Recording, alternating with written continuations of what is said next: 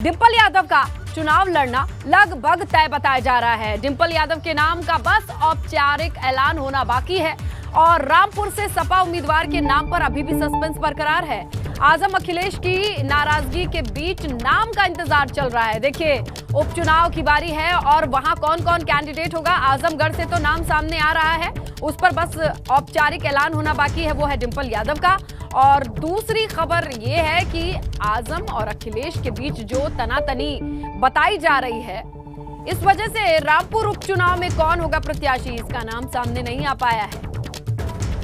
तो देखिए, आजमगढ़ और रामपुर में उपचुनाव होने हैं और ऐसे में सपा की ओर से उम्मीदवार रामपुर में कौन होगा, इस पर सस्पेंस बरकरार है। लेकिन अब डिंपल यादव के नाम पर बस मुहर लगनी बाकी है, ये बड़ी खबर आ रही है, आप तक पहुंचाएं। आजमगढ़ में उपचुनाव होना है क्योंकि मैनपुरी के करहल से विधानसभा सीट जीतने के बाद सदस्यता से इस्तीफा दिया था आजमगढ़ के सांसद के तौर पर अखिलेश यादव ने, और अब वो खाली हुई सीट पर उपचुनाव होना है।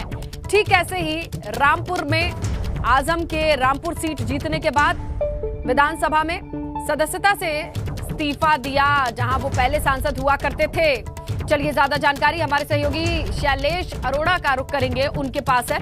शैलेश, ये बताइए कि रामपुर में इतना सस्पेंस क्यों है? डिंपल के नाम पर तो बस यही बताया जा रहा है, मुहर लगनी बाकी है, ऐलान होना बाकी है।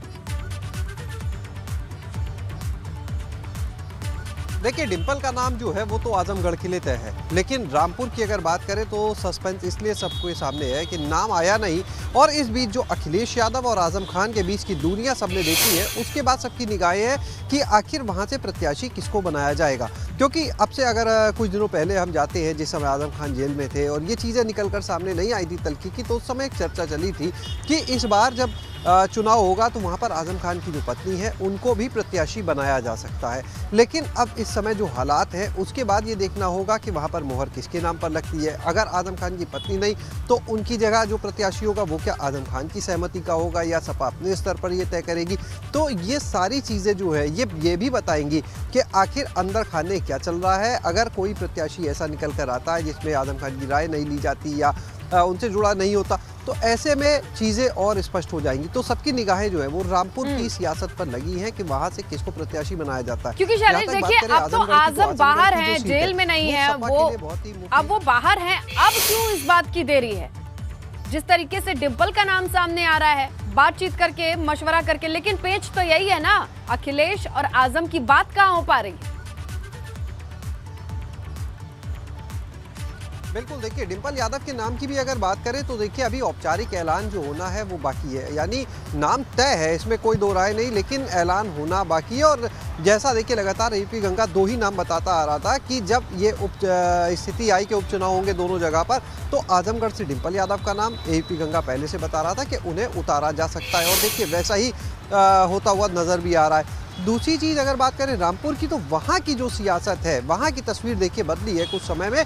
जिस तरह से तल्खी बढ़ी है कहीं ना कहीं, जिस तरह से दूरियां बढ़ी हुई नज़र आ रही हैं, बयान भले कुछ भी आए दोनों की तरफ से, लेकिन दूरियां जो हैं वो साफ नज़र आती हैं, आजम खान के बयानों से भी झलकती हैं। तो इस वजह से वहाँ पर किसका नाम फाइनल होगा ये देखना बहुत ही ज़रूरी हो जाता है, क्योंकि इससे ये भी पता चलेगा कि अंदर खाने समाजवादी पार्टी जो है उसकी स्थिति क्या है। क्योंकि शिवपाल यादव जो है वो पहले ही एक तरह से कह सकते हैं साथ छोड़ चुके हैं। इसके बाद अगर आप बात करते हैं आजम खान की, उनके बेटे अब्दुल्ला आजम की, तो सदन में कहीं पर भी सपा का साथ देते ही दिखे। आजम खान तो पहुँचे भी नहीं सदन, अपने स्वास्थ्य का हवाला दिया, लेकिन अब्दुल्ला आजम शुरू में 2 दिन ज़रूर कार्रवाई में दिखे, लेकिन उसके बाद से उस दौरान भी जब हंगामा हुआ तो अखिलेश का साथ देते नजर नहीं आए, और उसके बाद वो भी रामपुर चले आते। तो ये जो चीज़ें हैं, कहीं ना कहीं अखिलेश यादव की मुश्किलें बढ़ रही हैं, और देखना होगा इन मुश्किलों का समाधान किस तरह से होता है। और राज्यसभा के चुनाव की अगर हम बात करते हैं तो देखिए, समाजवादी पार्टी ने तो अपनी तस्वीर जो थी वो बिल्कुल क्लियर कर दी है। 2 नाम पहले नामांकन हो चुके हैं, कपिल सिब्बल और जावेद अली, और तीसरे नाम का ऐलान हो चुका है। लेकिन